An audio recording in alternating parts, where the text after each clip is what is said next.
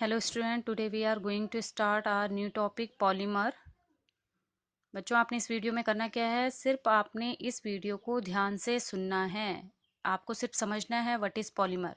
इस वीडियो से रिलेटेड जितने भी फर्दर नोट्स हैं, इंपॉर्टेंट क्वेश्चंस हैं, इंपॉर्टेंट टॉपिक्स हैं, वो मैं आपको नेक्स्ट वीडियो में आपको प्रोवाइड करूंगी। इस वीडियो में आप इसको ध्यान से सुनिए और समझने की कोशिश करिए व्हाट इज पॉलीमर, क्योंकि आपका जो पॉलीमर चैप्टर है बच्चों, ये one of the easiest chapter of the CBSE syllabus. जो बोर्ड आपका कवर करता है 3 to 4 मार्क्स, वो आप इजीली यहाँ पे से आपको सपोज कोई चैप्टर समझ में नहीं आया तो आपके ये वाला चैप्टर ऐसा है जो हम वीकेस्ट बच्चों को भी बोला जाता है कि आप इस चैप्टर को लर्न कर लें। ठीक है, क्योंकि यहाँ से आपका फिक्स है कि कौन कौन से क्वेश्चन पूछे जाते हैं। यहाँ से जनरली एक ही तरह का क्वेश्चन पूछा जाता है कि आपके मोनोमर्स बताइए। ठीक है, तो let's start. What is polymer. Polymer जो वर्ड है बच्चों, ये आपका 2 टाइप्स के वर्ड से मिलकर बना हुआ है, पॉली प्लस मर्स। तो पॉली मीन्स होता है बच्चों मैनी, एंड मर्स मतलब होता है स्मॉल यूनिट्स। और इस चैप्टर में हम स्मॉल यूनिट्स को क्या बोलेंगे, मोनोमर्स कहेंगे। ठीक है, तो जब आपकी बहुत सारे स्मॉल यूनिट्स आपस में कंबाइन होती हैं थ्रू एनी प्रोसेस, तो आपका क्या बनता है, एक बिग मॉलिक्यूल बनता है, और उसी बिगर मॉलिक्यूल्स को हम क्या बोलते हैं, पॉलीमर बोलते हैं।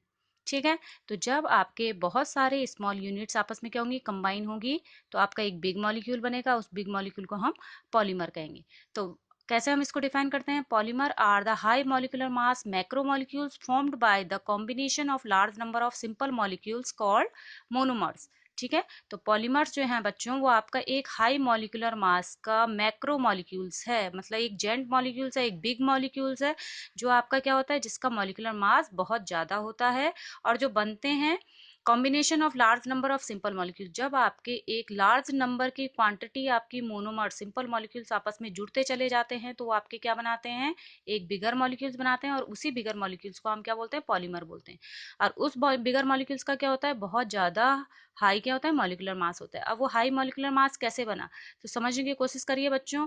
जो स्मॉल यूनिट्स हैं वो क्या है, आपके लो मॉलिक्यूलर मास वाली यूनिट्स हैं। तो जब वो आपस में कंबाइन हुई, तो नेचुरल सी बात है उनके मॉलिक्यूलर मास भी क्या होंगे, आपस में कंबाइन होंगे। और जब वो आपका एक बिगर मॉलिक्यूल्स में कन्वर्ट हो गया, तो उनके मॉलिक्यूलर मास भी आपस में कन्वर्ट हुए, जुड़े। ठीक है, तो आपका जो लो मॉलिक्यूलर मास आपस में कंबाइन होते हुए स्मॉल यूनिट जो आपस में कंबाइन हुई, तो उनके मॉलिक्यूलर मास भी जब आपके क्या हुए, जुड़ते चले गए, तो उन्होंने क्या किया, एक हाई मॉलिक्यूलर मास का एक बिगर मॉलिक्यूल बनाया, और उसी को हमने क्या कहा, पॉलीमर कहा।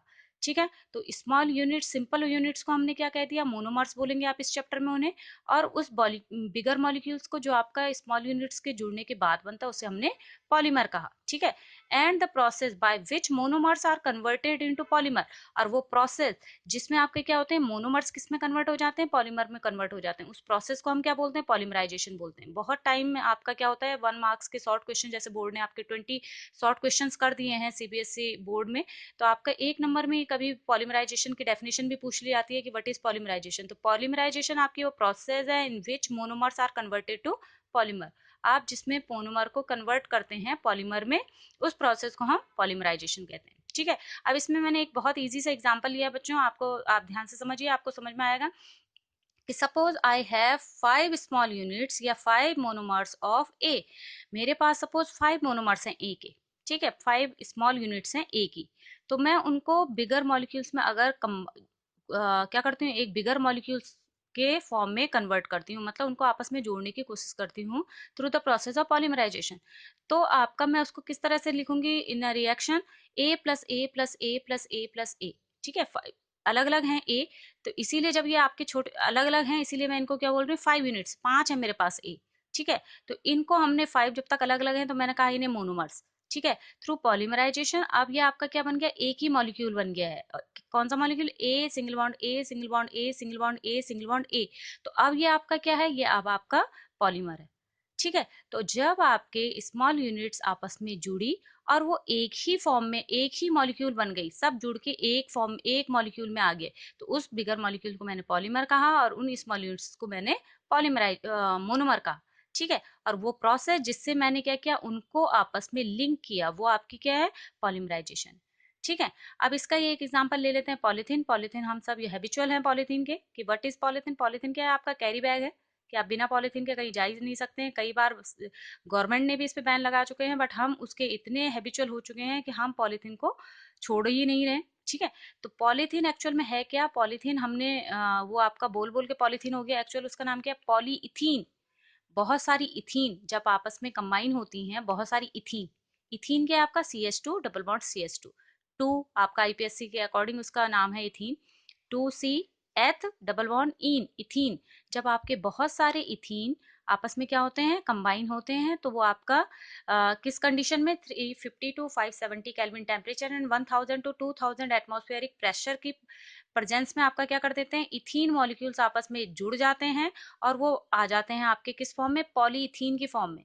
ठीक है। तो पॉलीइथीन के आपका पॉलीमर है और इथीन के आपका मोनोमर है। तो क्योंकि आपकी क्या नहीं होती है? मोनोमर्स की कोई फिक्स क्वांटिटी नहीं होती है, मतलब बहुत छोटे मॉलिक्यूल्स हैं, हम ये फिक्स नहीं बोल सकते हैं कि आपको पॉलीथीन बनाने में कितने इथीन की जरूरत पड़ी। ठीक है।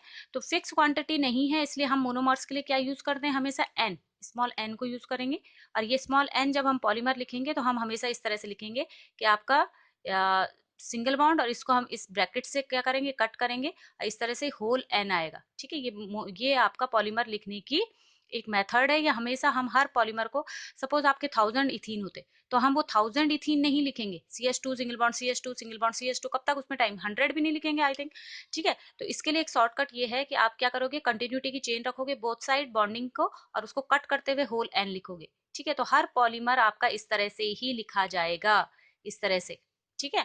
और ये जो एन आपने यहाँ पे नंबर ऑफ क्वांटिटी ली थी, वो होल एन, मतलब आपकी जो चेन है वो बोथ साइड से आपके लिंक होते हुए चले जाएंगे मोनोमर, और एक चेन की फॉर्म में आएंगे, बिगर मॉलिक्यूल्स की फॉर्म में आ जाएंगे। ठीक है। नेक्स्ट एग्जांपल इसका एक पीवीसी में ले रही हूँ बच्चों की। पीवीसी क्या है? Polyvinyl chloride. आप सभी ने सुना होगा, पीवीसी के पाइप्स होते हैं जो इलेक्ट्रिसिटी, जो इलेक्ट्रिक वो होते हैं आपके वायर होते हैं, उनको उनके चारों तरफ कवरिंग के लिए यूज किया जाता है। व्हाइट कलर का पाइप होता है।